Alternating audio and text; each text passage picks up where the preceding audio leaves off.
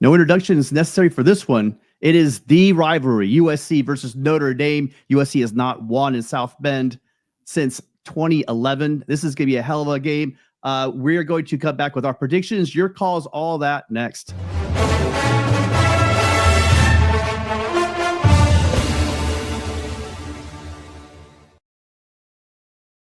If you're a college football fan, especially for USC Trojan or Fighting Irish fan, this is better than Christmas. This is the rivalry week.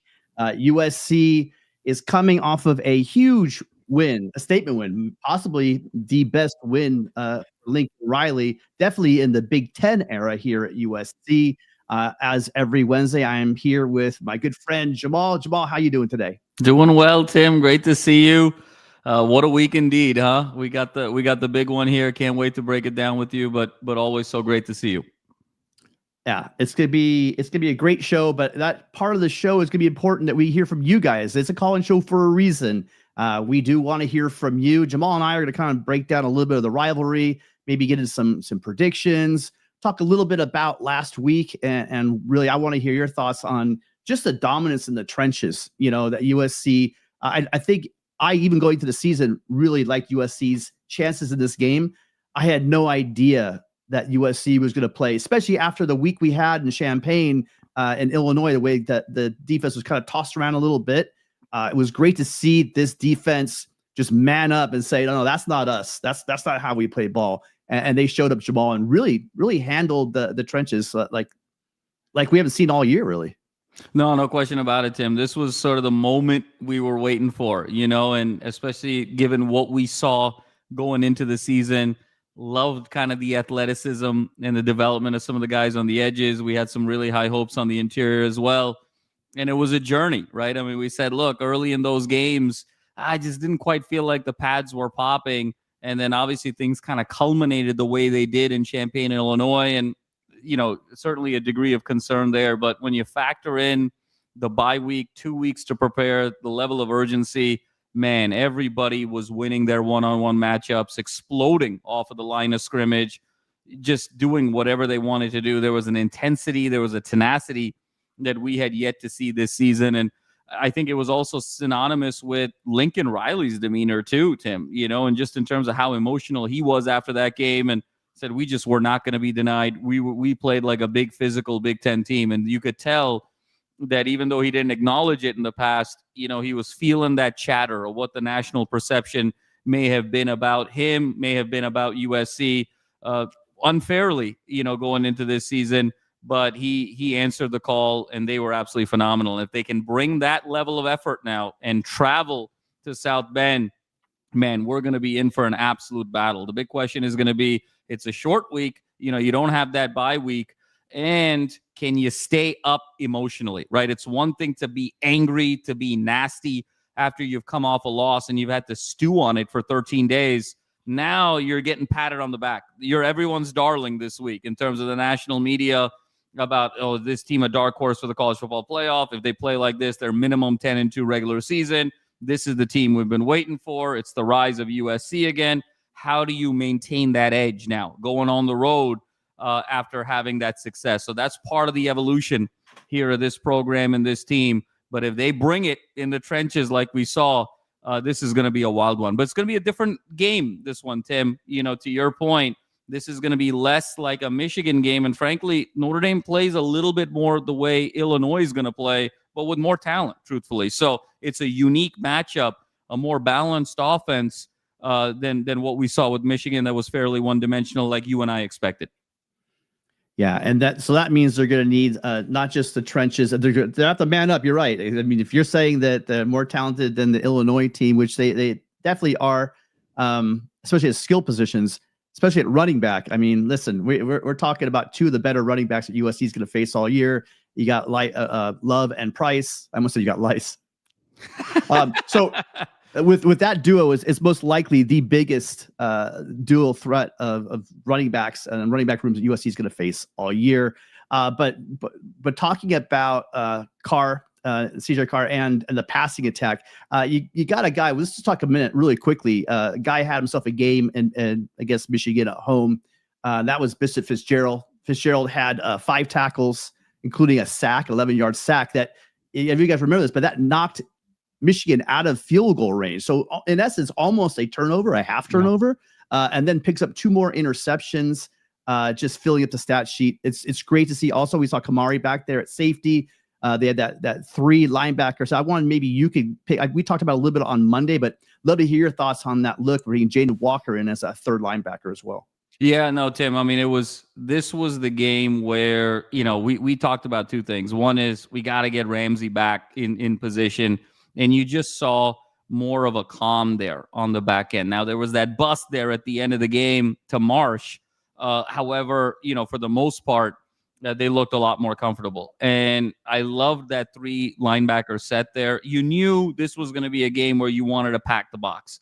And this was a game where you wanted to get Michigan off schedule. And I think there was a risk reward at play here, where are you going to have enough confidence in the back end to be able to hold their one-on-one matchups long enough where you can really utilize that 3 linebacker look.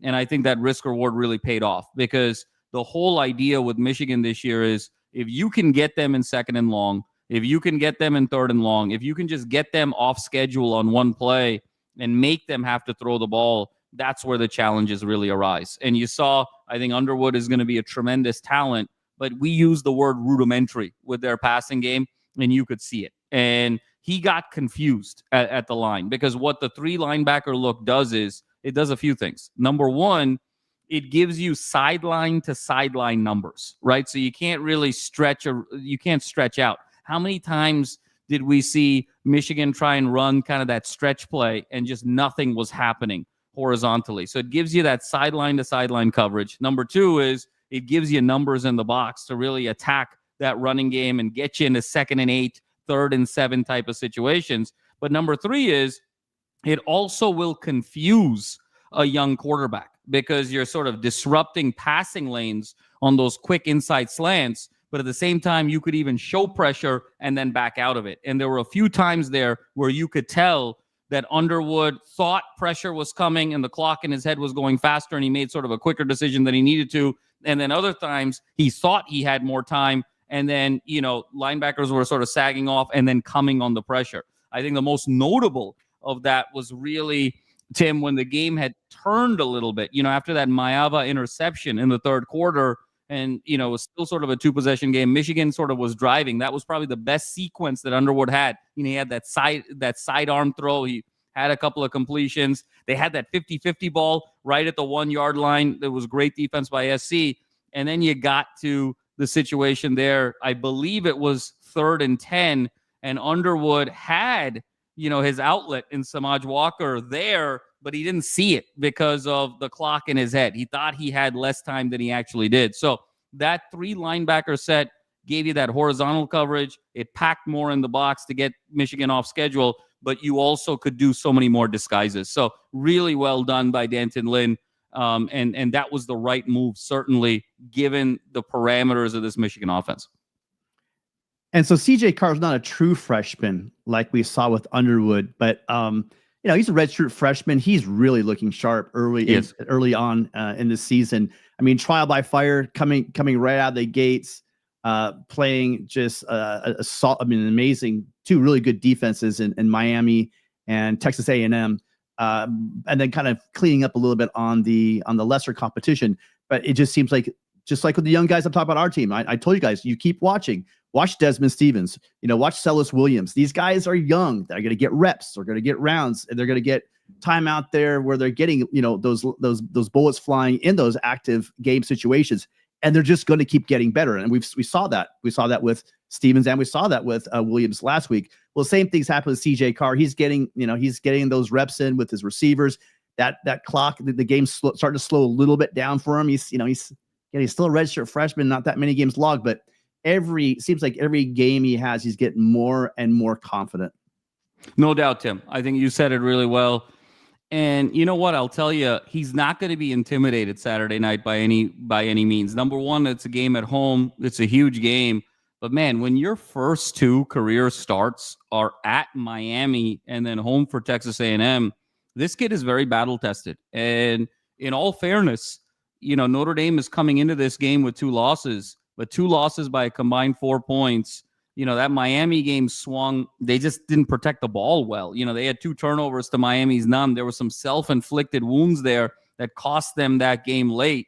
Particularly, there was, a play at the end of the first half where they gave up that one-handed touchdown to Miami and, were a little timid to sort of go for the ball on the interception. I know that they're sort of kicking themselves there. And then, of course, in the Texas A&M game, they missed the extra point, and it ended up becoming, the 1-point difference there. Texas A&M won on essentially a walk-off extra point. So you're talking about 2 very minor mistakes here.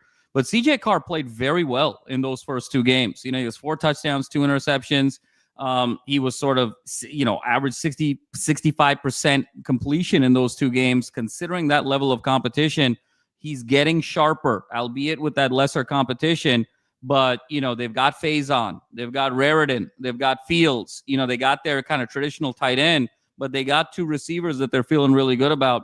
And Carr's a guy who, unlike, Riley Leonard of the year before, there's much more verticality to his game, and he really understands how to break down defenses. So C.J. Carr is going to be a lot closer to Altmaier than he is going to be to Underwood. No question about it. And Notre Dame has got some real weapons there. And Tim, you said it best about the running back room. I mean, what has happened to Penn State the last 3 weeks? But going into this season, it was Notre Dame and Penn State, sort of vying for the best running back room in America. And I think you got to feel really good about Notre Dame having that room at this point between Price and Love. Love was a dark horse Heisman contender coming in. He only had 10 carries for 33 yards against Miami. Miami really stuffed him, and that's kind of set him back a little bit. I think he's still trying to find his stride this season, but Price comes in 6.7 yards per carry. This is going to be a healthy dose of these 2 guys. Expect these 2 guys between them to get 30, 35 carries, and then C.J. Carr to really work off of play action, work in second and short, third and short situations where he has an advantage. That's where Notre Dame wants to play this game. So it's going to be really fascinating to see. And I think the last thing I'll say, Tim, on this, the big switch, I think for me, from a Notre Dame perspective, has been defensively. If you look at what this team was the first 2.5 quarters of this season, they 2.5 games of this season, Miami, Texas A&M, that first half against Purdue, they weren't getting to the quarterback. There was similar kind of concerns that we had early in the year with SC's defensive line. Their pads weren't popping. There wasn't sort of an explosiveness to get to the quarterback. Gave up 41 to A&M, gave up the 27 to Miami. They gave up 23 at halftime to Purdue. Since the second half of that Purdue game, only gave up 7 in the second half, and it's been kind of 7, 10. They are now back to where they are in terms of attacking the quarterback. They've got Boubacar Traore is their leading sack guy at 5.5 sacks a game. 4.5 sacks of the 5.5 have come since the second half of that Purdue game. They got Snead, their leading linebacker, who's really come on since then. So there's a lot of pressure now that they're bringing on opposing quarterbacks. This is now starting to look like the defense of last year for Notre Dame. So the combination of Carr's maturity with this defense now starting to round into form, this is going to be the best punch of Notre Dame that we're going to get Saturday night. Yeah, I mean, offensively, we're purring, and I'm with you. But before we go any further on this, I want to talk about the quarterback. We talk about Maiava, our quarterback, the quarterback of this game. That's definitely one position that we know that we're going to have the advantage on Saturday. Some people might disagree with me, but I'm not feeling that at all. I think he's going to show out. Before we do that, though, if you guys do us a favor, thank you so much for all being here. If you haven't already subscribed, please, what are you waiting for? Hit that subscribe button and hit the like. It really does help out the show. We got a call. You ready for it, Madman? Let's do it. We start off. All right, we'll come back. We'll talk about Maiava in a minute after this call. But also, just really quickly, also want to say a couple hellos to everyone in the chat. Thank you. Rusty is bringing up a very good fact here.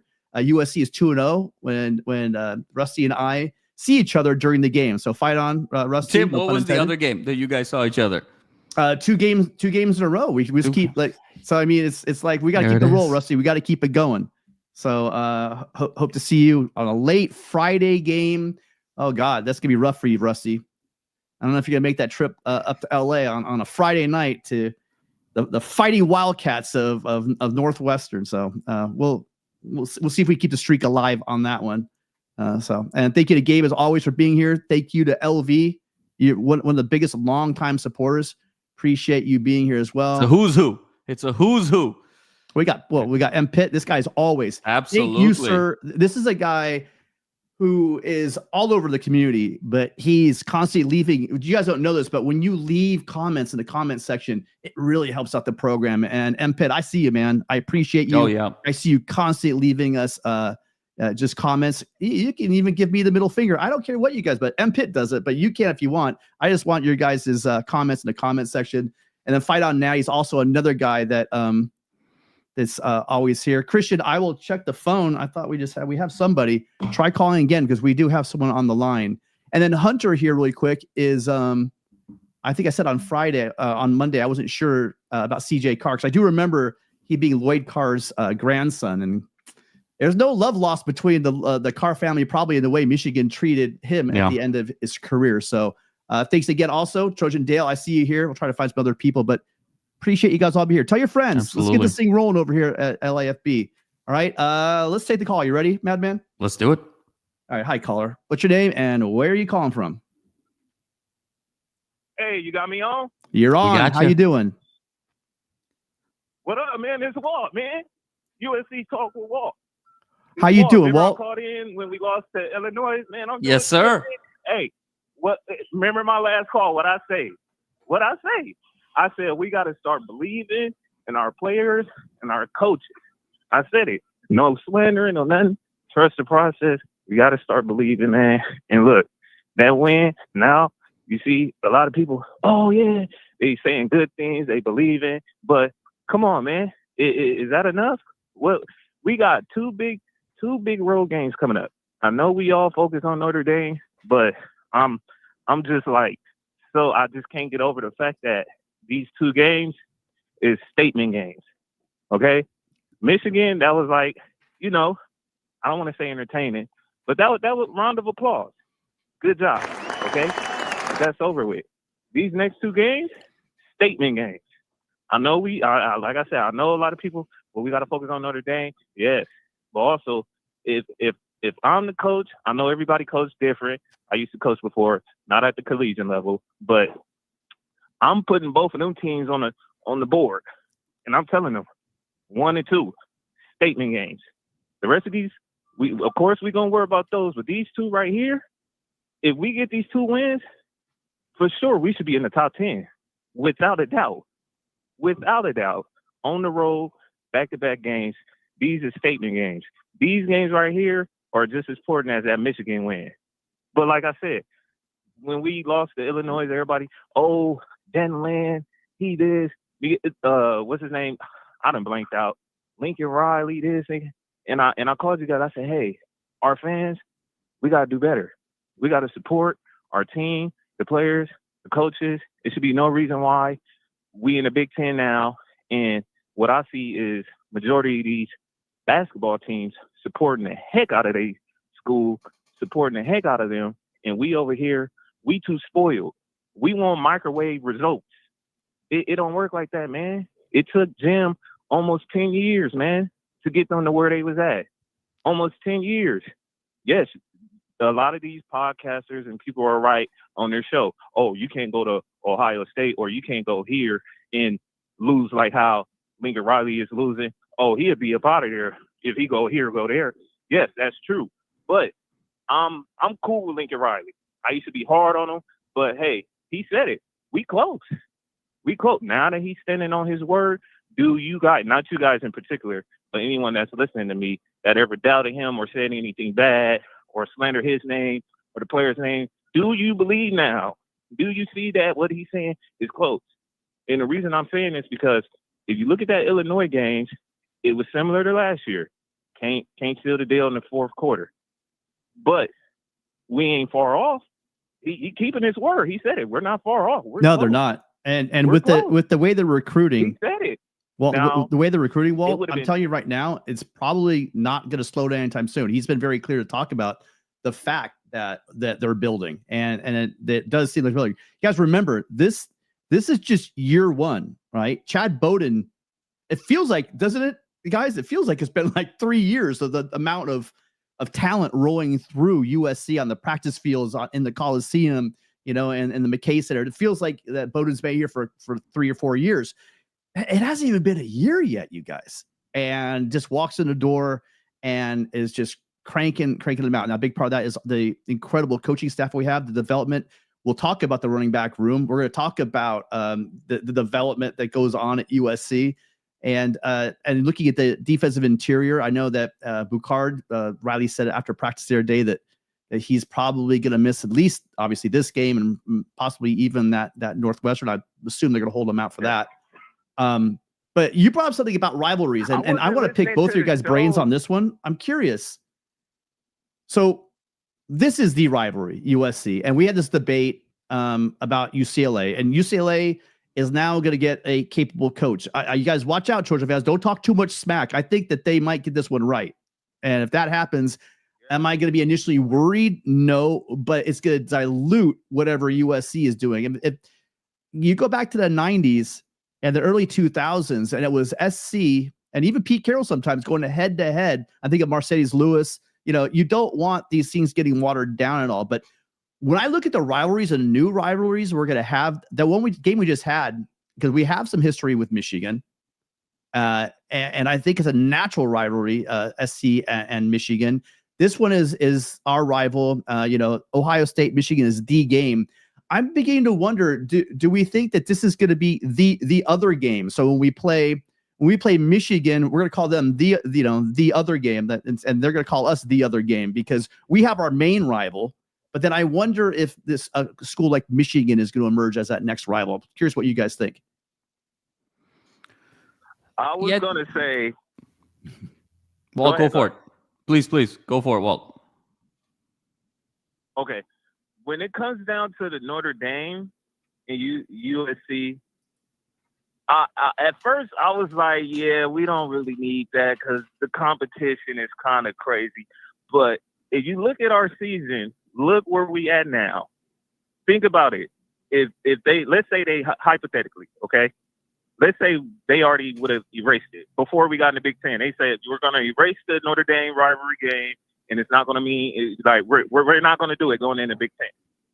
Okay, this game wouldn't be as big as it is. Like right now, this game feels like the Notre Dame and USC rivalry from the Pete Carroll and all the great legends from back then. Like it actually feels like that. Why? Because look at our record, look at their record. Like we both have a lot on the line right now. Okay. And I don't know, we could just throw anyone out there. Let's say we was to play freaking Maryland or something, instead of Notre Dame, from them erasing the rivalry. Too soon. Like it wouldn't be as big. You know what I'm saying? So this is why I kind of switched my mind and said, nah, we need to keep it. You know why? Because we never know when we're gonna be on our high horse in the Big Ten, and Notre Dame will be on their high horse to where us beating them, or God forbid taking a loss, it will balance out with us making the playoffs. Because right now, this win is definitely in the next game after that with Nebraska, it's definitely going to balance out where we rank at. Yeah, but here's the thing you got to remember. Well, don't throw away Maryland just yet, Walt, because the only school in the Big Ten with a winning record against USC, it's the Terrapins, because SC beat Michigan State, which was tied 4-4 with SC. Now we're 5-4 with them. It was 6-5 with Michigan, but now it's gonna be 7-5. So they're one peg closer. So really, the only person that has smack talk against USC in the entire extended Big Ten is going to be those Terrapins. But your quick thought on rivalries. I know we went around a little bit about the UCLA thing on this, and I'm setting aside UCLA. Yeah. Obviously, no, and that was it was bringing me flashbacks, Tim. You and I were fighting like brothers, over the summer like on that one. It was gorgeous. It was hilarious. But in terms of this, Tim, there's sort of a trick answer. Frankly, is USC Notre Dame can be the rivalry in the Big Ten that Michigan and Ohio State is if Notre Dame just joins the Big Ten, right? I mean, so there's sort of a world here where those are, sort of equivalent from a Big Ten conference perspective. The one thing I'll say is I think there's a lot of pageantry with USC Michigan, a lot of pageantry with USC Ohio State. I remember talking to a fairly high-ranked Big Ten official early last year And the conference intentionally wanted to have USC play Penn State for the first 5 years, because the logic there was Michigan, Ohio State's got their thing. Obviously, it's a rivalry that, outside of USC, Notre Dame is unparalleled in this sport. Penn State's kind of that other team. USC's a blue blood.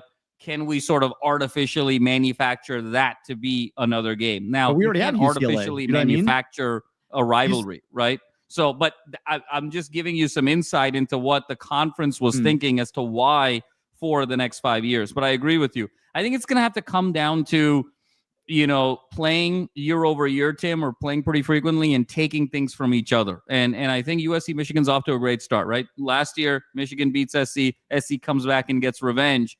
I think especially if guys like Underwood and Maiava maybe come back for another year and kind of have a rematch, that starts building kind of the continuity and the animosity to sort of be able to get there. But I think it's still sort of unveiling itself what that next rival is going to be for SC. And look, I mean, there's another obvious one, and it's that team we don't talk about, in the Pacific Northwest. That makes a ton of sense, potentially as well. So I think it's still TBD. We've never played them for anything meaningful like we have against Michigan, like we have against Ohio State, like we have against Notre Dame. I'm as much as they want to sit up there and just until they win something or until they take something from us, they're still going to take something. You got to take something from each other, like we talked about. Or we got to win something. It's got to be meaningful. And let's face it. I mean, maybe one Pac-12 championship game. That's pretty much all we have for a beef with those guys. So yeah, it is what it is. Slap happy. We are not going to suck this week. And I do not, sir, if you could let me know. So gold, but there's no symbol for SA. I don't know what that is. So I got gold Sam Gus. I could have awesome Gus, maybe. If we awesome want to Gus. Stretch that. Well, I think we're going to go awesome Gus. Yeah. Appreciate you. I saw you last week. Appreciate this week. Thank you so much for being here. And then Walt, one last chance. We've already lost 2 callers, and I'm talking too much as always. One last thing from me. We got to get out of here. Okay. No, you're good. You're good. I will say this. One thing I'm speaking for me. Out of all our rivals, we only have Notre Dame, UCLA. Oregon's trying to force us to be their rivalry. I'm sorry, there's loud noise. So this is the thing. I've got more respect for Notre Dame than I do for Oregon and UCLA. And I'm going to say this. Why? Because they done way much more than them two if we do the comparison. You know what I'm saying? They put out they're just like us. We put out good quality, good program, So I gotta respect it. You know what I'm saying? I respect it. What I don't respect or like is how you got that team up north above us, got the audacity to come to our state, get our players, and try to talk bad on us. Like, no, you're not going to do that. At least give us credit for the talent that you're taking. Those days are numbered. And I can't even say you're taking that, because what they got to understand about California, we are so it's so many people that live here. It's so many schools that live here. You know what I'm saying? In Los Angeles, let alone, like, dude, you can literally find studs anywhere in LA. Literally anywhere. And it's like, I tell them all the time, do your homework on California and Los Angeles before you start talking mess about how you guys got some of our players, how you come and get recruits. Dude, it's enough for a lot of you teams to come cherry pick from. Well, you killed it. What we got to do, and what I'm proud of Chad Bowman, is getting the good ones, the ones that we really need, you know what I'm saying, and having them come to USC. I got you, Walt. Hey, listen, we got to move, Walt. Walt, appreciate you. There's not a word you just said that I don't agree with, but I've got some angry people waiting 13 minutes for me, and I do. I mean, believe me, this show is your guys' show, but at some point I gotta grab some other people. Appreciate you calling in, though, Walt. Excellent call, man. Thanks, Walt. Thank you.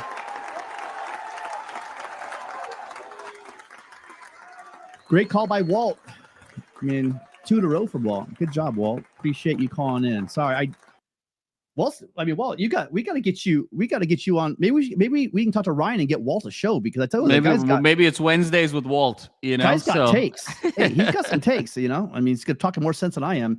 I know this number. What is up, LV? Thank you for calling in, sir. What's going on, boys? Fight on from the East Coast. Madman, what's going on, man? Tim, nice to see you guys.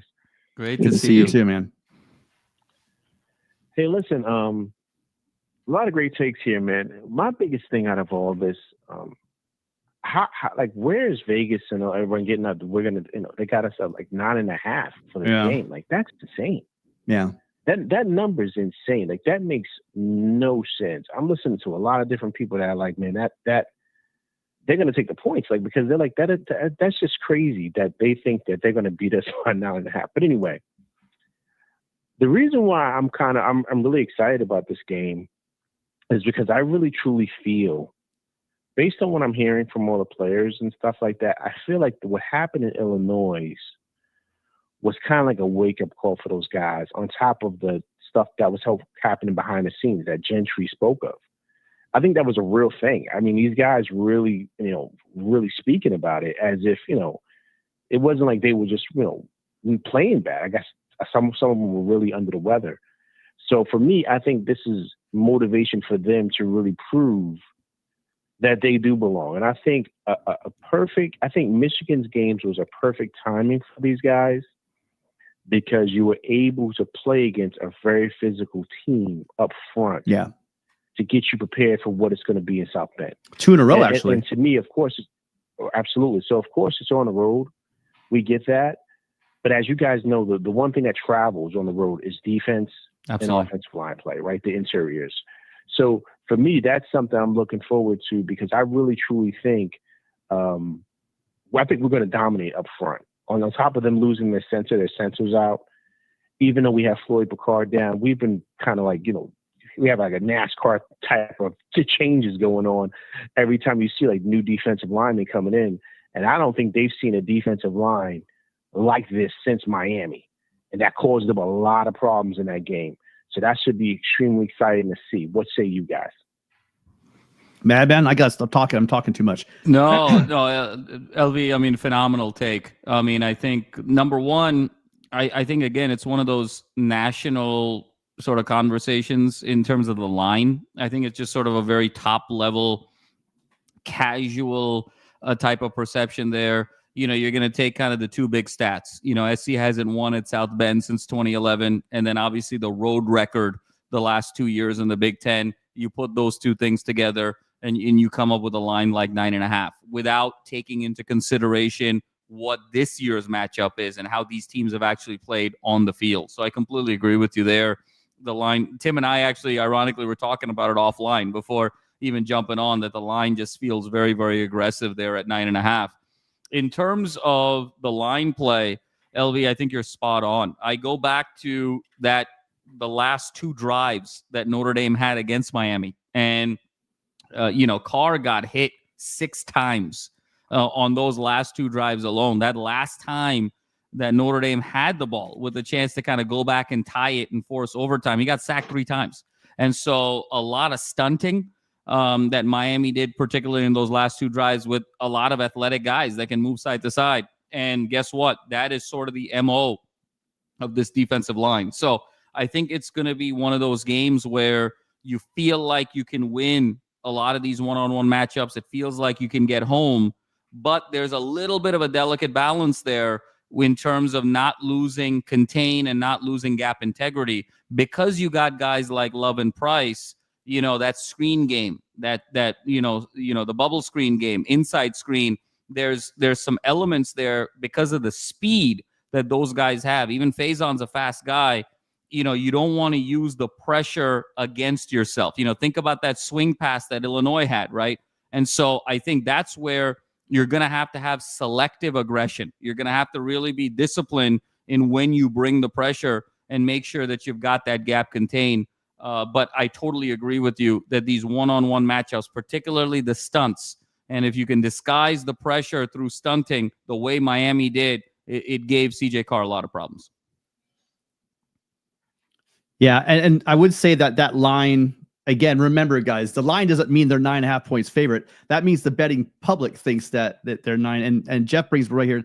There's a lot of Subway alums across the country that are going to be betting heavy on Michigan. But I will say this, in defense, USC has not looked good on the road.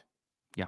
I mean, they have not looked good on the road. I said on Monday, I love this team. I want this team to go smash everybody. I'm ready. Let's go. Let's go to South Bend. I'm going to South Bend. Thanks, by the way, South Bend again. Every time I go to South Bend, cold and rainy. Shocker, cold and rainy on Saturday. So, classic South Bend weather. But look for USC in this game, and this is the key for the road. I said it at Illinois. I'll say it again right now. USC's got to get out to a quick start. I said it against Michigan. Make them play SC football. I think they're going to, like you talked about, you alluded to. I mean, they're going to throw the ball around, but that's SC's game. I know that CJ Carr is a great young quarterback, but if you want to go head to head, I'll give you Carr. I'll take Maiava any day of the week. I'll take our receivers over their receivers. So if it's going to turn into a shootout with receivers, the way Bishop's playing, with Ramsey back there, the way that Sellis is stepping up and playing, I'm ready for that challenge.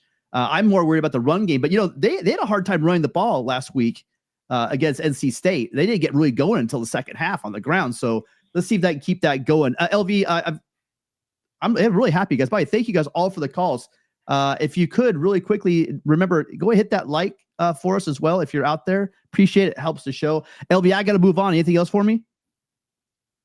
Yeah, that was pretty much it. I just want to talk about the line play. I mean, I totally agree with both of you guys. You guys are making valid points. I just think that if they can't run the ball, which that's why I stressed earlier that I think that was so important about playing Michigan and going against those really good running backs that Michigan has in that line. Michigan is still Michigan. I know people are saying, Bryce Underwood, he's not good enough. He's not. Michigan is still Michigan. They still can run the ball. We saw what they did in Oklahoma, right? USC beat them worse than what Oklahoma did. Right. So they proved that they can run the ball still. So my thing is that if we can do that to them and we can pretty much bring that same type of attitude on the road, I think that's pretty much a winning formula to stop the run, stop Love from get going. Once that happens, I think we should be good to go. I think we win this game. Ready, guys? 31-28. I think we flip it. I think we win by 9.5. And I think we win going away. Listen, I'm out of here. Listen, guys, great show. Keep it going. Madman, Tim, you're my guy. Fight on from the East Coast, boys. Take care. Thanks so much, Thank you so much. Great call. Guys, make sure you check it out. LV, he's got his own channel. If you're a New York sports fan, if you want to go check out the Yankees, I don't think he covers the Rangers now. But if you want to check the Knicks, go check his channel out because LV knows his stuff, guys. Appreciate it as always, LV. One of our longest callers for sure. I mean, at least well over almost 2 years now. I don't know, but we got a couple of calls stacked up here. Want to move to the next call? Let's keep it rolling. Yeah, let's keep it rolling. I caller. What's your name? Where are you calling from? This is TN Trojan call from Tennessee. I'm sorry, who Trojan from Tennessee? TN Trojan. Oh, TN is in Tennessee. Got you. Yeah. Got you. How you doing? What's on your mind? Yeah, I just wanted to call in and talk about some of the things that no one's really talking about right now. Let's do it.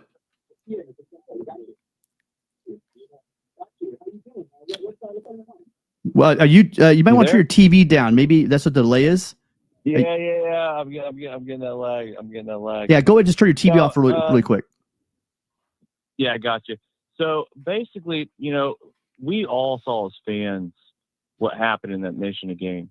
One of the coolest things that we saw was the depth actually working. And when you're talking about a team like Michigan, hard-nosed football, lines of scrimmage, you know what I mean? We won every facet of that game on the lines of scrimmage, even in the secondary. The quarterback play obviously was good. I mean, we've got a high-ranking offense in college football right now.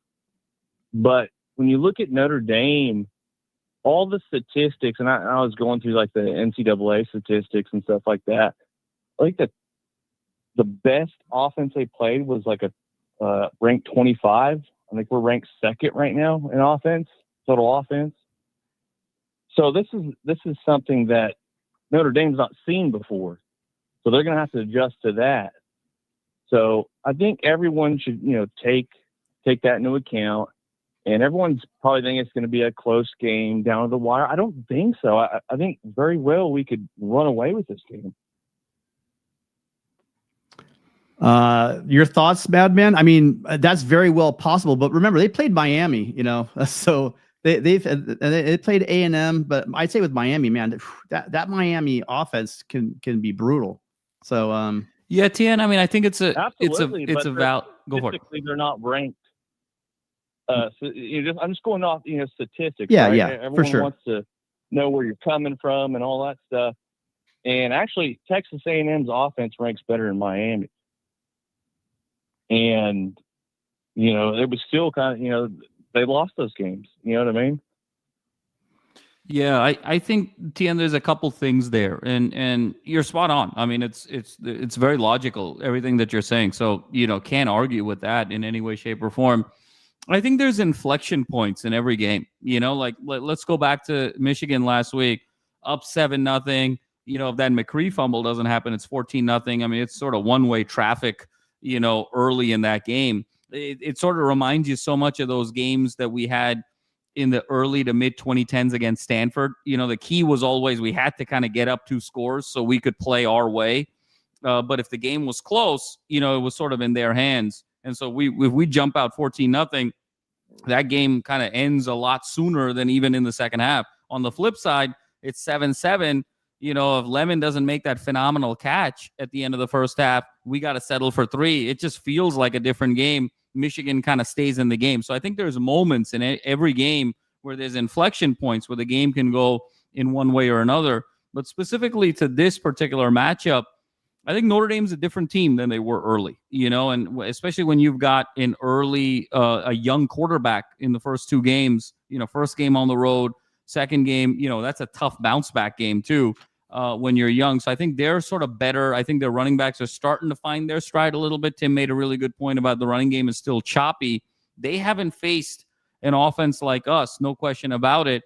But at the same time, weather is an issue. And if we're being completely objective, Maiava, there's been patches on the road in these 2 road starts where he's kind of lost it for a little bit and he's gotten it back. We haven't felt it because we've been in a situation with Purdue that we were always in the lead. But let's not forget that third quarter against Purdue, there were a couple of throws there that could have been, should have been intercepted. We sort of forgot about it with the way the game ended, but there were some ebbs and flows. It was kind of an EKG. We know kind of what happened there against Illinois that third quarter. So there's ebbs and flows.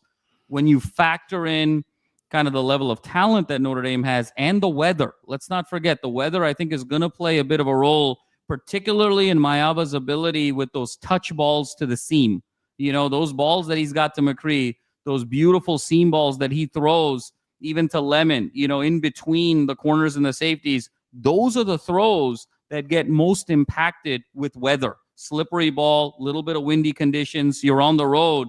So there's elements here where, again, if things don't go your way, it can be in the other direction as well. So I think it works in both directions. It's rivalry. And let's not forget this. And I think this game is such a microcosm of where the state of the rivalry is right now. Notre Dame has to win this game to sort of have any sort of shot at the playoff. When you look at the rest of their schedule, it's a total cakewalk. And if they finish 9-3, and all 3 of their losses were to sort of the 3 legit teams that they play, they have 0 chance at the college football playoff. They have to win this game to be able to make the college football playoff. They're at home. I think Notre Dame's mindset is going to be similar to what USC's mindset was last week in terms of that level of urgency, that level of desperation. So when you factor all of those things, yeah, on paper, anything can kind of happen. But I think that's why conventional wisdom says this is going to be a very close game, particularly with USC struggles on the road the last 2 years. Still 2-6 in the Riley era in the Big Ten. One of those was still in Los Angeles. The other one to sort of winless. Purdue still hasn't won a Big Ten game in a year and a half. So, in fairness, we still have to prove something on the road. And remember, there's going to be rain, and they've got 2 great running backs. So getting them off the field is going to be interesting. As much as I think they're going to be the throwing a lot, I think both teams are going to run the ball a lot as well. So keep that in mind as well. Any quick final thought? I've got someone waiting 25 minutes. I do apologize, get you moving, but you have a quick thought for us? Yeah, just 10 seconds. I think everything you said was right. I just think that championship teams, you can see them hitting their stride, and I think USC's doing it. Awesome. All right, great. No, great call, man. Appreciate it. Thank you so much for calling in. Thank you, TN. Great call. Absolutely. Yeah, solid points. Solid points. They do play on turf, guys, but the ball will be wet, so it's that happens. Drainage. We'll see how good the drainage is. It's Notre Dame. They're gonna be watering down their turf. I mean, that's what they do. They probably, what they did. They probably put some extensions. They probably put some. Totally. They weave some extensions into 20th that field anniversary, longer, Tim. slow it down. 20th anniversary of the Bush Push. There you go. So, Tim, where were you 20 years ago for that game? What's that? Where were you 20 years ago for that game?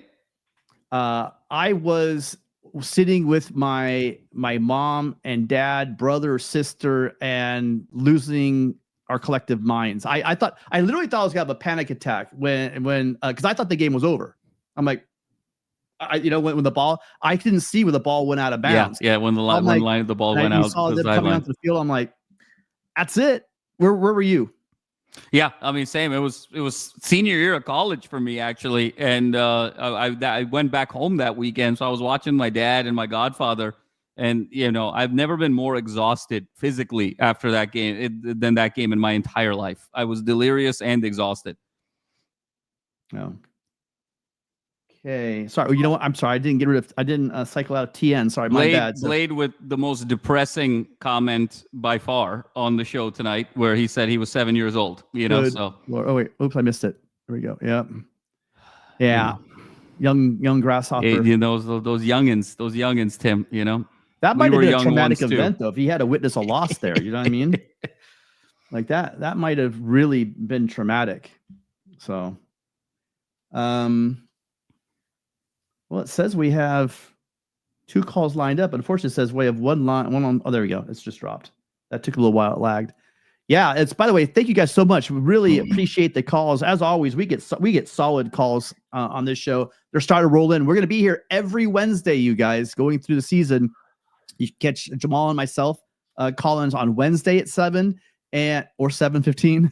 And then Mondays at 7, you could catch, maybe Jamal will join us too, but it's always going to be myself and Ryan Dyrud. So you get the 2 top guys over on LAFB, and then me, of course, at least twice a week. So, and then after the game, just so you guys understand, after the game, if it's a home game that, I won't be there. You guys will have, right? I'm going to be in South Bend. You guys are going to do. Yep. They're going to do a post-game show right afterwards, so maybe I could try to call in for that. Who knows? And catch you guys. So meta, Tim. You calling into a call-in show, That would be fun. Hi, caller. What's your name? Where are you calling from? This is Dwayne from San Diego. Dwayne, good to hear from you again. How you doing? Good. Everything's good. What was I going to say? There are some, as I go through the whole YouTube, you'll see like a lot of USC shows have added call-ins now. So, but you guys kind of started that whole thing, so I give you guys props for that. Glad for you knowing that. I know. I've been with you guys for a while. Also, I do write some articles for LAFB as well, so you can check out my stuff there as well too. And I have a podcast, Student Body Right USC podcast, so you can check that out too. I am one of the few people who hate this game. I'm not a fan of it. I'm not a fan of the Notre Dame game, especially in the Big Ten. I could see in the Pac-12 that like why it was necessary, and I know the history of it, and it was kind of cool. The helmets, that little sideline view where you see the helmets battling, our helmet versus their helmet. But in this conference, I just feel like it's just a lot.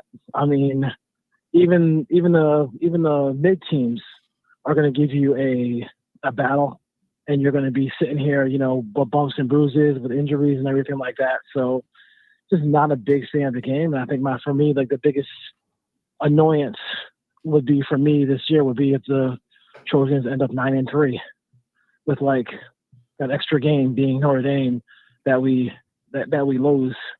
And then, we don't make the playoff. I think I'm like more, I need to make the playoff more than play Notre Dame in my mind.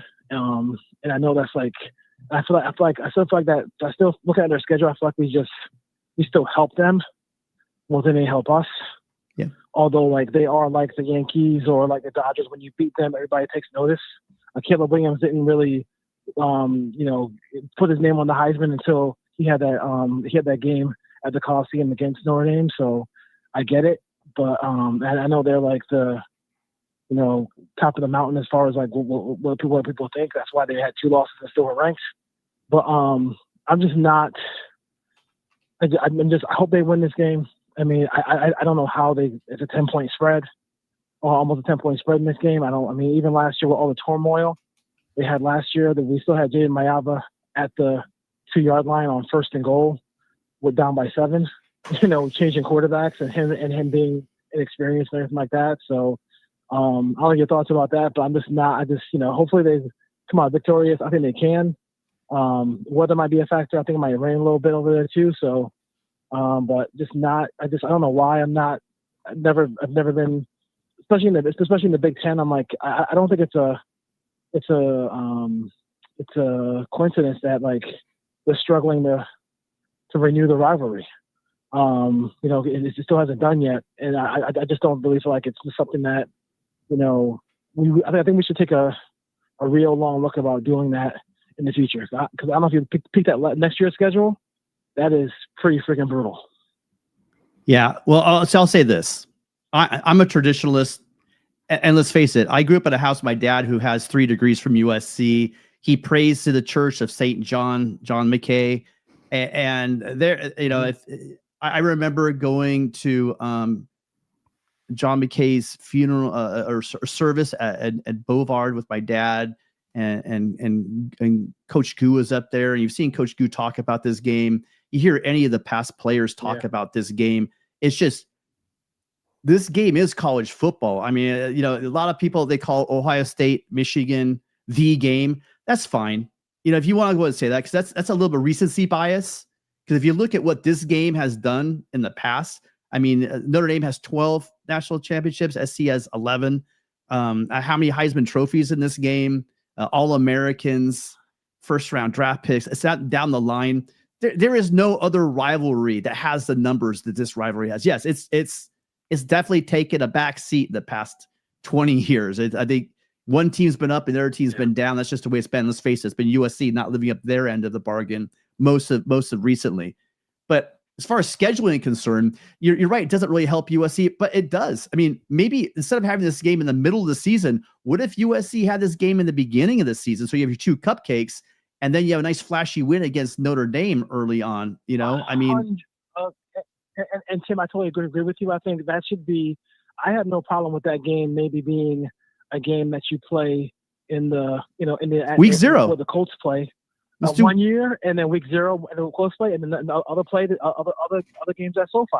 You know what I'm saying? Just like a big kind of a way to start the season. I'm for that. Like, you know what I'm saying? But like the way we have it now is just like it kind of favors Notre Dame both ways. There's a precedent, Dwayne. There's a precedent that was set.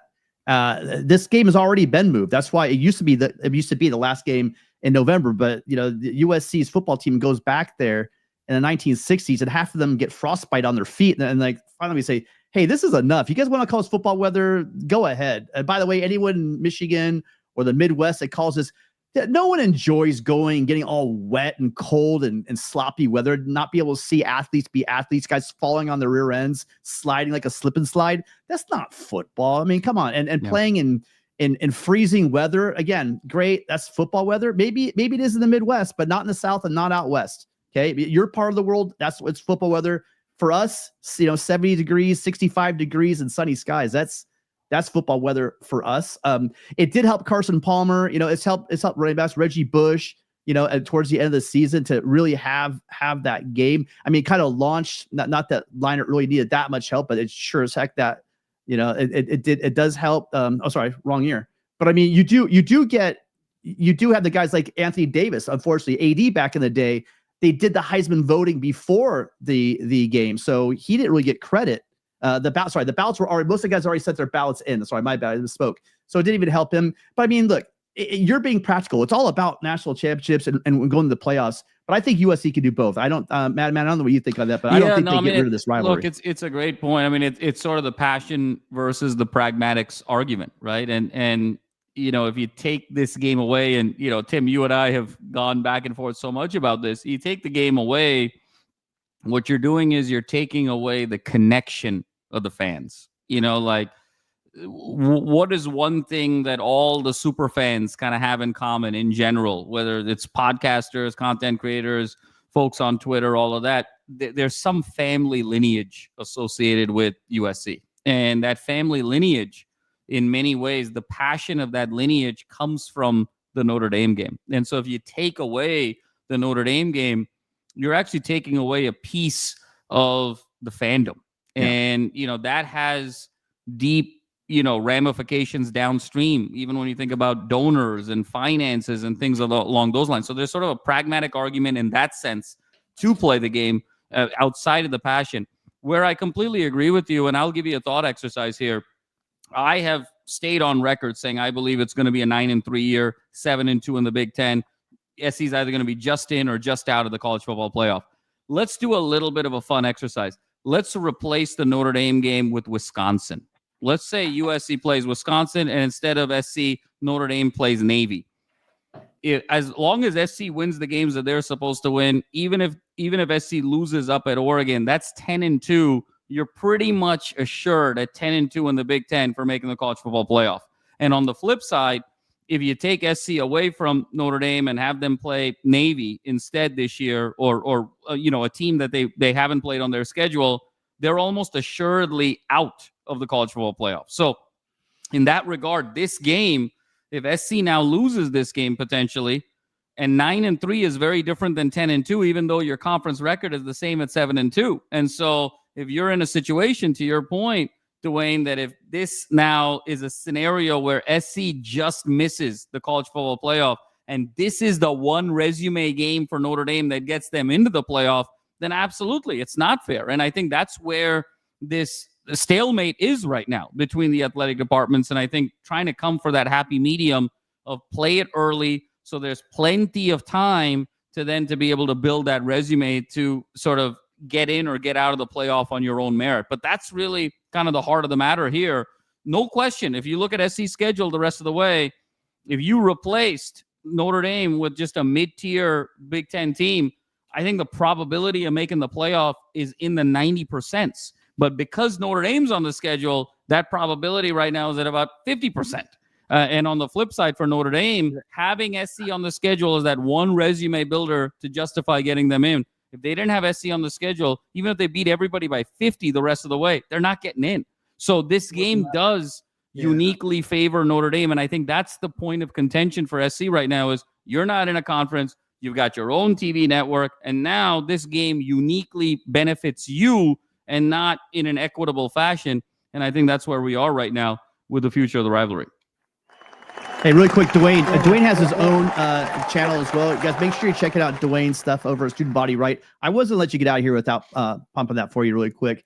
But we're up against the hour. We got 4 people on hold, Dwayne. Any last thought really quick? The one last thought is the reason why I'm really pulling. Obviously every year I want USC to make the playoffs, but it's so wide open this year. Like there's not a team that I'm like, oh my God, we can't compete against. In college football, I know Ohio State has some really good athletes and whatever. They're always good, but there really isn't a dominant team. So if you just can get in, you can make a run like Notre Dame did last year, or almost pulling an upset like Arizona State did last year. So I mean that's like the impotence for it. But hopefully, you guys do a great job. Talk to you next time. See you on Wednesdays. Appreciate you, Dwayne. Yeah, guys, make sure you check out Dwayne. Honestly, great stuff over at Student Body Right. Appreciate you stopping by and being a longtime supporter, Dwayne. Thank you so much. Really quickly, we had a super chat that I flashed up here. We got Slap Happy. Talk about another guy that's been around forever. Slap Happy's been, 35 years, 40 years with us? I don't know. I can't remember. But thank you, Slap Happy, for the $5 super chat. Appreciate your support. Absolutely. Thanks so much, as always. And the chat. He's always classic in the chat as well. I know this phone number. We're about to get challenged. You ready? We got our thinking caps on. Christian, how you doing, sir? Living the dream. How you doing, Tim? I'm doing great. I got the Madman with me. It's rivalry week. And it's great. I mean, guys, thank you so much. This has been by far the best participation we've had for a call-in show. You guys must be getting the word out. I appreciate Dwayne saying that we are the original USC call-in show. I mean, we're the first one here on YouTube to do that, having a full-on call-in show for you guys. All thanks, Tim. Right, Abraham has taken calls. I mean, the godfather of pretty much the space.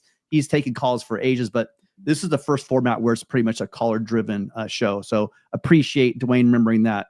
Christian, how you doing? Excellent. Can't complain. What do you got for us? So I was just coming up with some thoughts this deep in the season. What's your opinion? Like at this point in the season, what are the odds that Jacoby comes back next year? 0. Okay, so the only, I know even if he got injured, even if he got injured right now, yeah, I think that what is he? Is he not a day one guy? Is he towards the end of day one? I know Lemon is a first round lock. I know that. Yeah, I think Lane is probably top 3 rounds. I mean, it's going to come down to the draft evaluation. And injuries, guys. And injuries. He's had a couple injuries here and there. I know that's going to come down to the draft evaluation. But it's not going to. I don't think the decision making is going to be based on what his numbers are going to be this year. Right. I think it's all going to come down to the draft evaluation. So even if he's in and out of the lineup, over the next 6 games, and then into postseason play, it's all going to come down to, has he had enough body of work? How's he doing? How would he do potentially in the combine and whatnot in terms of draft evaluation? So I think it's low because, again, when you're a wide receiver and you sort of have that advantage of being someone who's a top 3 round type of pick, you got to really weigh that very heavily given what else is around you potentially the following year. Because let's not forget, Lemon is in a battle right now with Jeremiah Smith for who's the top receiver in the country. Jeremiah Smith is not eligible to come into the draft, right? I mean, he's a true sophomore. So Jeremiah Smith has to come back next year. So, that's a slot that now has opened up. And so you got to look at who else is gonna be there from a wide receiver position from the draft and where you stack up. So to me, he's shown so much in terms of his catch radius, his ability to catch the ball in the red zone. I think the only question to Tim's point is going to be durability. Can he answer those questions, in the draft evaluation process? But I don't think it's, if he misses 3 more games, he's definitely coming back. I think this is all about kind of potential pro upside from a financial standpoint.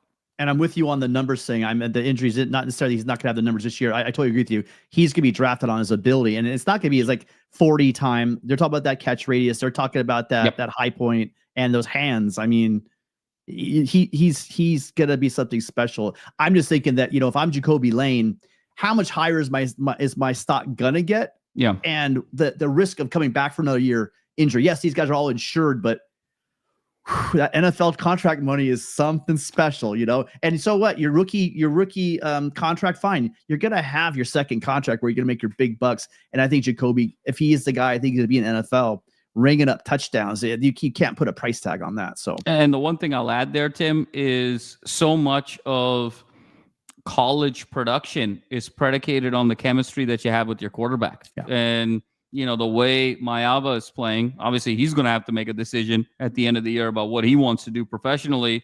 Let's assume he decides to go. You got Longstreet coming in. Obviously, Longstreet's so talented. We're all sort of salivating at all of his, measurables. But there's no guarantee that Longstreet and Lane are going to have this incredible chemistry, right? So Lane might be in a situation next year, even though he's so talented, he might not be the favorite receiver of Longstreet for whatever reason. He'll still get his. So there's no guarantee that coming back sort of adds to your story. And there's so many cases where players have come back and it's actually been sort of detrimental to them. I mean, we know some very, very notable examples, Leinart, Barkley, all of that. But even, at sort of the non-quarterback positions, So it really comes down to, if you're a top 3 round pick as a wide receiver, that's a very hard proposition to say no to. And you got another question for us really quick, Christian? Or a comment? Yeah, here. Let's see. I mean, do you think we're going to see more 4-3 this week, considering the performance we had last week against Michigan? Situational, right? I mean, I think it was you, or it was I think it was I think it was Ryan. Obviously with the way you can substitute, if they bring in receivers, you can have time to change your personnel. So I mean, I think they're going to put that 4-3 as much as they can. I mean, it looks successful. The secret sauce is there, right? Getting those guys, I think it's a function of really allowing Gentry the way he's playing, he can really cover the guys. I think that's a big pieces. But getting Jaden Walker on the field, I'm telling you guys, getting this guy on the field, good things are going to happen at USC. Good things are going to happen, and then the bonus, having your green dot Kamari Ramsey back in his natural safety position around the horn. I think that's what they're going to want to see. If personnel changes, then they're going to swap out. So that's the way. That's my guess. Yeah, no, I totally agree with you. I think it'll be situational. You're dealing with a more balanced offense. So one of the things why the 4-3 works so well against Michigan is, truthfully, Michigan hadn't proven verticality in their pass game. There wasn't enough respect there, even though they had a couple of dudes on the outside. Different story here with Notre Dame. It's a more balanced attack. So you're not going to be able to just do a heavy dose of 4-3. It's going to have to be situational. I think weather is also going to play a very big role. And, again, who's got the lead and what's the tempo of the game going in the second half is going to play a big role. But I think, just like how we talk about offensive packages of personnel, I think the 4-3 is going to be a package in this particular game from a defensive standpoint. You guys are amazing. Christian, you are among the most loyal and great calls we have. But we got to move on. Appreciate you calling in. I hope to hear from you after the game, Monday or Wednesday. We'll have lots of these calls, and I always welcome your calls and appreciate you. Right on, Christian.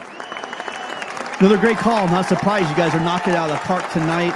Appreciate you guys. We have 3 more calls, Madman. I'll stay here all night long, but I know you might have some kind of a schedule. Can we wrap up these 3 calls? What are you thinking? Maybe Tim, if you want, maybe I can do one more, and then I can sign off. But then you got the GOAT here and Mr. Prangley to finish it out. They want to hear your thoughts, but we'll give it a roll. Hi, caller. What's your name? Where are you calling from? Hi, this is Matthew from Corona. How you doing, guys? Matthew, thank you for calling in. Appreciate you. You were talking about rivalries in the Big Ten, and I am convinced SC's big new rivalry in the Big Ten is Michigan. And I'm going to tell you why. Think about it. The last few times we played UCLA, now I go to almost all the games USC plays, football and basketball, by the way, too. I cover both. Fantastic. The USC-UCLA game the last few years, it hasn't been really sold out at either the Rose Bowl or Coliseum. And it hasn't had quite the excitement there that it has in previous years. And even the SC Notre Dame game at Coliseum, it's not sold out. It hasn't quite had we're there, we're pumped up, but it's not quite the excitement. Last year, I was at the Penn State game, SC Penn State. I was shocked. I thought for sure it was going to be sold out. But again, it wasn't, and it was kind of quiet at the game. It had its most kind of quiet. I almost didn't go to the Michigan game because after the Illinois loss, I thought for sure we were going to lose. I was so disheartened that I thank my wife for convincing me to go. But when I got down there to the Coliseum, when I got out of my car, the first thing my thought, I'm there about 2 hours before the game, I couldn't believe how crowded it was already. I was like, what the heck? I mean, when you got around the field with the House of Victory out, everything, you couldn't move. There were so many people there. You literally couldn't move anywhere. When you got into the stadium, you couldn't move. At halftime, you couldn't move. It was so hot. And then the electricity in the air before everything was palpable. This was a special game. The fans of USC recognized this was a special game, and they had to be there. And then immediately when the game started, it was a roar that began from the beginning, and it never let up the entire. It's a good crowd. It's been years Great crowd. Yep. since I've been in a USC game that literally created that much excitement. You know what? The Michigan coach might have been right. It was a sellout because it was Michigan. We all laughed and made fun of him, but you know what? He was right. Oh no, we knew. I knew now I'm it gonna was add be like that. Yeah. Yeah. For sure. Okay. Now, part two, there was a lot of Michigan fans there. Mm-hmm. So another reason why it's going to be a big rivalry, because like Notre Dame, there's a lot of Notre Dame fans in Southern California, UCLA, of course, but Michigan has that fan base here that helps fire it up. You're at work, you know people who are Michigan fans. If you're an SC fan, you know, you can talk about it with people. That creates rivalry too. Yeah. And they come to the game. That creates rivalry. So all these little things are creating rival, and we saw it that very first game. They were there. Okay, round two. I was at the USC Michigan basketball game last season. So was I. First Yeah. time. I mean, we all know how SC doesn't draw that well at Galen, but Yeah. it's the first time I've been in a game. You guys, I go to almost all the games. There was more Michigan fans there than SC, and it was literally a home game for Michigan. I was so humiliated and embarrassed. Yeah. It was a whole. They drew that well. So again, rivalry. You know, you want to know who our new rival is, and I can tell you already, it's done. It's been decided, and it will continue and grow. It's Michigan. It's Michigan. And I grew up in a household too, watching Notre Dame all my life. You know what, you guys? I'm kind of with that other caller. I kind of feel maybe Notre Dame game has passed its time. Yeah, we have a lot of history, but we're in the Big Ten now. This is our conference. This is where we're at. And I know it sounds sacrilegious. All my SC fans think I'm crazy when I say it. I'm a diehard saying this. I know, I see your face. But you know what? It may be time to move on. There's new fish now to fry. We're going to be playing Ohio State, and Michigan's going to. I trust me, guys. Michigan is going to be a huge game now when we start playing. I'm with you, Matthew. And again, like you said, see, we're talking football, but it's important for home field as well. But basketball, man, you know, Musselman was talking about the fact that, you know, you go to these Big Ten, you go to Indiana, you go to Ohio State, you go to Purdue, you think you're going to have a bunch of USC fans in the stands. It's not like that. You know, it's just crazy. No. And that advantage that they have. And while there were a lot of Trojans there, a couple things. One, I love our fans, but we aren't the loudest. Let's be honest. No, but also, you know, USC basketball fans still kind of figuring their way out. Don't worry, Musselman will wake them up. But for the Collie games at the Coliseum, I can't say it enough, you guys. When I went to the big house and saw all the different all the different colors they had there, and the way they're all organized and loud, and they're tailgating and they're ready to go. And there were SC fans way up in the rafters and stuff, but I mean, I was looking in the donor seats. There's now maybe there's some people there, you know, they got some clients there to shake hands, whatever, glad hand them. It's fine. But there were way too many maize and blue jerseys in the season ticket holder sections, and for my taste. I was just like, oh yeah. I was like, come on, So I get it. You sell that ticket, you probably pay for one of your season tickets, not in those seats, but somewhere else in the Coliseum. But you can't have that. We're playing big boy football against big boy teams. No. And if you don't pack it, now we were loud. I was proud of USC, but yeah, you can't have that. Yeah, I think it's a great point. I mean, look, when you think about the pageantry of the two schools, very similar, and when you think about the colors and the alumni spirit and the band, they're very comparable. And when you think about alumni size, when you think about program expectations from a football standpoint, all very, very comparable. So on paper, it does make a lot of sense. And, again, with the Notre Dame thing, it comes down to sort of passion versus pragmatics in terms of, the future of that rivalry. But I think from a Michigan standpoint, the one thing, though, that will need to take place is you got to play some really good games for a couple in a row. You need to have that element of some great finishes. You got to have some heartbreak.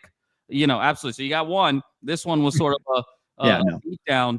You got to kind of string a few of those kind of epic ones together a little bit, and you got to take something away from each other. Because as great as last year was, it actually kind of didn't count, because look at the way Michigan finished and look at the way SC finished, right? Like if it just sort of 2 8-5 teams having a great game, it's hard, it's going to be hard to sort of elevate that rivalry. This year, look, if there's a situation where Michigan goes on a run, they finish third in the Big Ten, and the loss to SC is what cost them a Big Ten championship berth, or the loss to SC cost them a college football playoff berth. Now, guess what? We took something from them this year, and that's going to elevate the animosity. So I think it's going to come on paper. It's almost like, when you're dating, you're like, well, on paper, these two people look like they'd be a great match. On paper, I think USC and Michigan would match on Hinge or Bumble. But now you got to actually have the games where there's epic moments and each team is taking something away from the other in a significant way to then truly elevate it.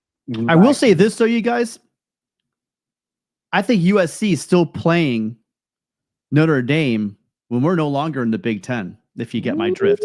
So my point is, let's not put our roots down too hard, because we don't know what the future of college football is. And if I'm a betting man, 10 years from now, I think we're still playing Notre Dame. I don't know if we'll still be a Big Ten team, especially the way they officiate these things. My God, it's terrible.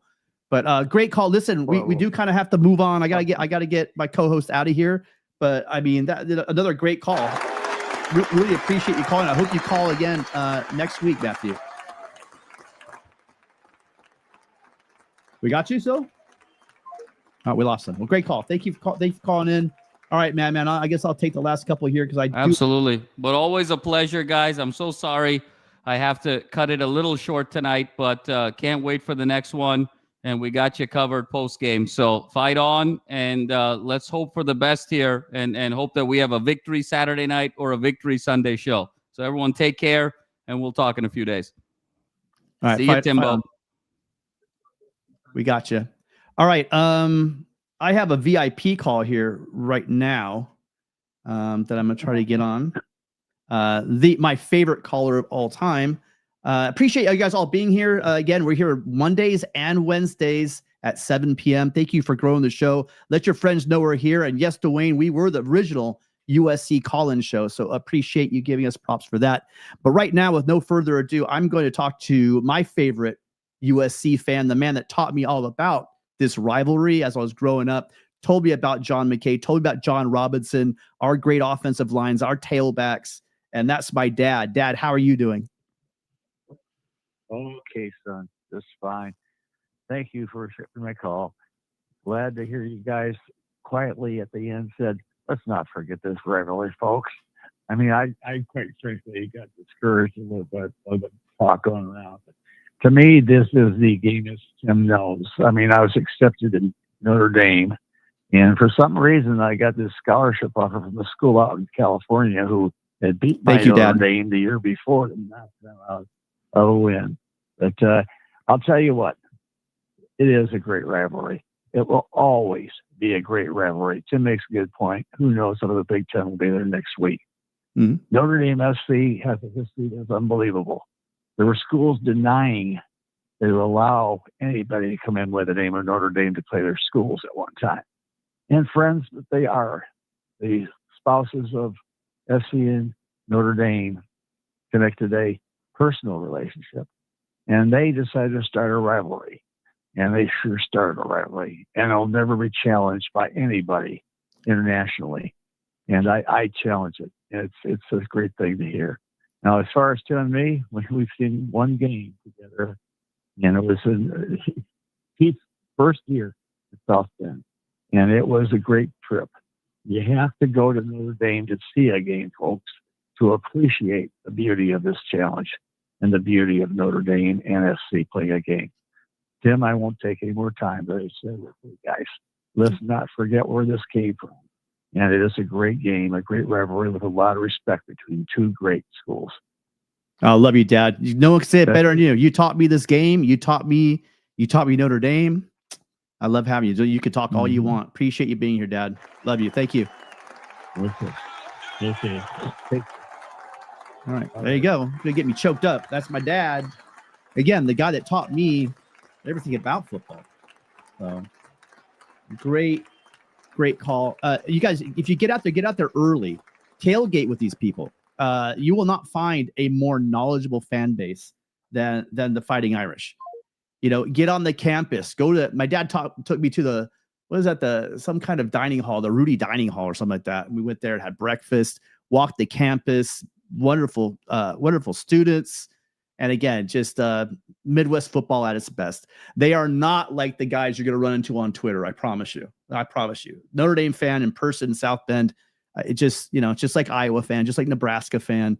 These guys are great. So make sure you guys get out there. All right. We lost our last call of the day, and that's apropos because got you, Dad. Love you. Thanks again for calling in. You guys were here every Monday and Wednesday for the call-in show. You guys, your support means so much to us. Great call. All right, we got one more call. Someone just called in the last second. No more calls, guys. Appreciate you all. Hi, caller. What's your name? Where are you calling from?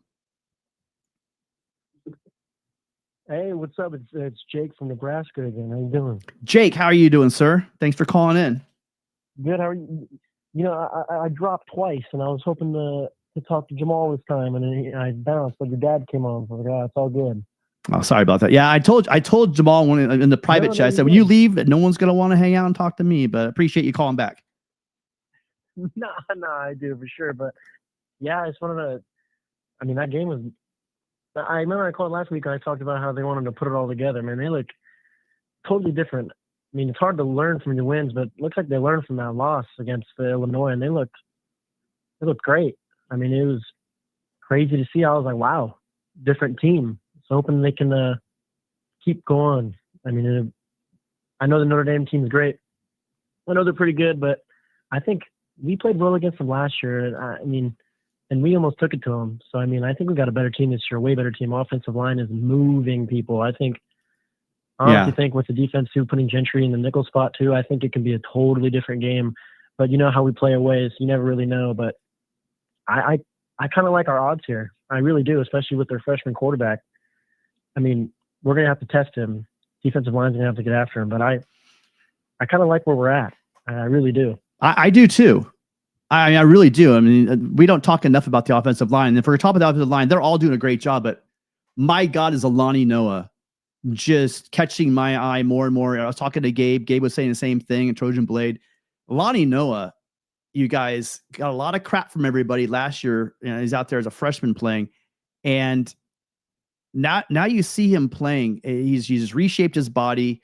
You see him out there blocking. It's just been amazing. And to see the way Micah Van Welos has come on, called off of the bench, just like a lot of this depth that USC has, we're starting to see it now. When we lose guys in the past, there goes the season. You lose a couple of linemen, and then it's just kind of like a waterfall effect, and it's happened to USC. But now USC has, Elijah Page goes down. That was one of the guys I circled, saying, "Oh no, this guy goes down, we're in trouble." But the way that Hansen has these guys ready to step up, when we lose a left tackle in Page, you're talking about a whole line shift, and USC is able to absorb that. Guys like Tobias Raymond is not getting enough credit for the way he's been moving all over the line and playing everywhere. Insane. Really, really cool the way the offensive line is playing, and they've only given up 3 sacks? I mean, they've been keeping Mr. Maiava. There's a reason why Maiava is the number 1 quarterback in the Big Ten, and that's because of this offensive line. Caleb knew it. That's why he took his guys to the Heisman ceremony, and I think that Maiava knows the difference from last year to this year, just how much this offensive line means to him. What else you got? Oh, 100%. That's funny you talked about Alani Noah, my buddy who plays football. He's an offensive lineman. He's like, if you see a big Samoan dude with hair coming out the back of his helmet, run away. Scary dude. And it's funny because he is losing his mind blocking and stuff. It's especially when you got a dude playing 3 different positions, and that goes into the coaching, especially. I mean, it is impressive. I mean, the offensive line hasn't moved like this in a long time. I mean, it is really impressive. But to the running game, I think King Miller is pretty damn good. I mean, he's pretty damn good. I mean, and him and Brian Jackson in the backfield, I think he'd be pretty good. But we'll see how he does this weekend, though. I mean, I'm curious. He did well against Michigan, but playing away, I don't know how the weather's going to be. But I like our chances. I really do. I hope he can keep busting out some long runs. I think that I really like our odds. I really do. It's weird. This is a big game, and I think I was watching Josh Pate. He said Michigan wasn't the statement win, but Notre Dame can be a statement win, and then it can propel us. I think it can do a lot of momentum. I mean, huge for us. I think you might be right. I think that maybe the Michigan win, depending on how their season turns out, I don't think they really were as good as we thought they were, but it was a narrative game, in my opinion. Michigan changing the narrative from the week before, how soft USC is. I don't care if this isn't one of the better Michigan teams. It's still Michigan.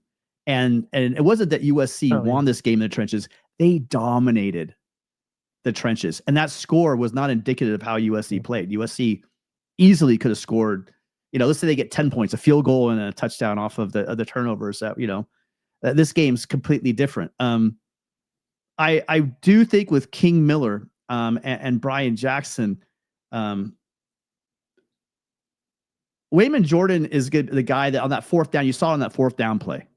Nobody, I don't think any of the running backs, crazy run. Yeah. I don't think any of the running backs in the running back room on that fourth down run gets that first down outside of Wayman. However, each one of these guys does something a little bit different, and watching King, I don't know, maybe I would love to see the race. I would have loved to have seen Eli and King race. I think that'd be maybe Eli's slightly faster. I don't know, but you're talking about, Miller has some wheels, and he's got that good vision, and the way that, again, I talked about how the guards are blocking, the way that Jean-Ray Reed, I mean, he's picking it up. He played well in the last game, better than he played the previous game.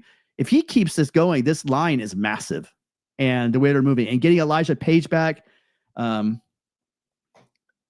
even Lincoln Riley said, I don't know how serious he was about it, but he says he's got to probably fight his way back in. I can't see Elijah Page getting Wally pipped, if you know what I mean. But it was pretty amazing to see the talent and depth we have. Like, I caught a lot of crap. Anybody out there has been around for a while, going back to the previous place I was at, for years.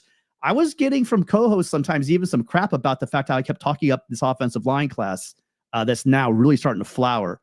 And I'm glad, because I put a lot behind it, and I'm glad to see, because that's how USC wins. Talking about my dad and teaching me football, that's how you win, is in the trenches. And USC football, going back to the 1960s and 70s with student body right, the reason why they won all those Heisman trophies was of the offensive lines, the Ron Yerries and Anthony Munoz and the guys up front that were getting those yards. Yeah. And these linemen, I said it in the springtime, these linemen for the first time in a long time look like those dudes that were all pros and Hall of Famers. I mean, I'm not saying these guys are going to be, Ron Yerry, that's not my point. Bruce Matthews. I'm not saying that. I'm saying that they look the part. We were getting some smaller guys before, but now just the size on these guys and not a lot of bad. Look at Tobias Raymond and look at Alani Noah. There's not a lot of bad weight on these dudes. So, yeah, I could talk all day about the offensive line. We will get there at some point. Develop too. Yeah, Hanson's doing a great job. Henson did a great job. Yeah. My friend Killian O'Connor, I went to high school with him. Walk on starting, and it's amazing to see. It's pretty cool to watch. Tobias Raymond came in, big dude. What is he, like 275, 290 coming in? But something like that. Still he wasn't that big. He was kind of skinny. He put all that size on. Yeah.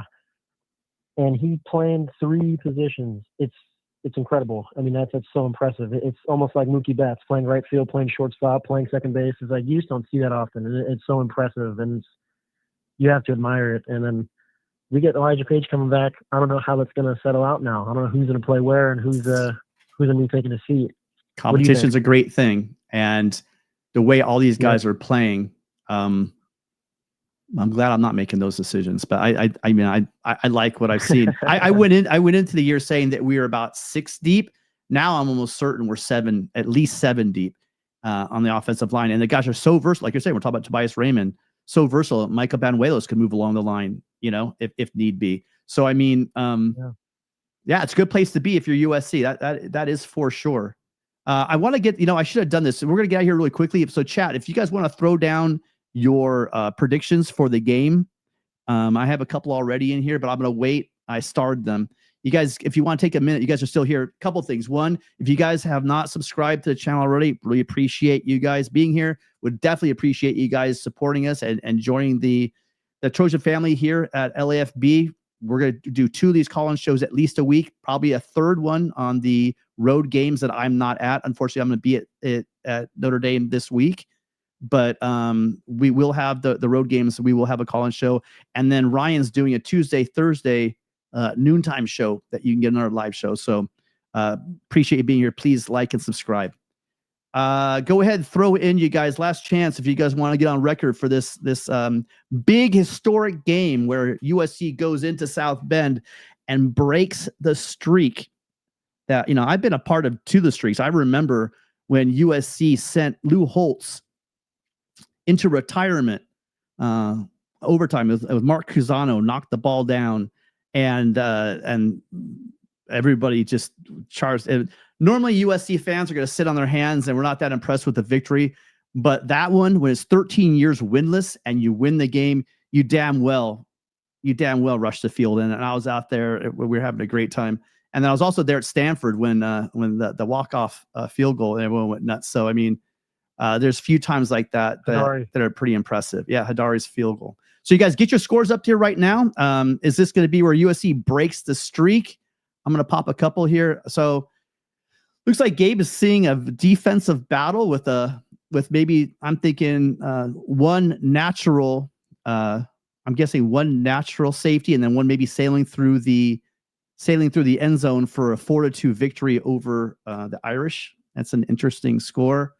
Sam Foreman, thank you so much. 35-31. Good guys.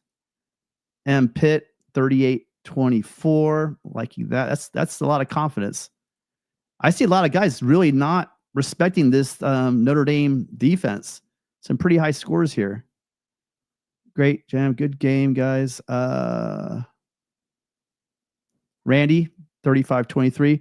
What do you got for it? What's your prediction? What do you have for the game? I got 38-31. 38-31.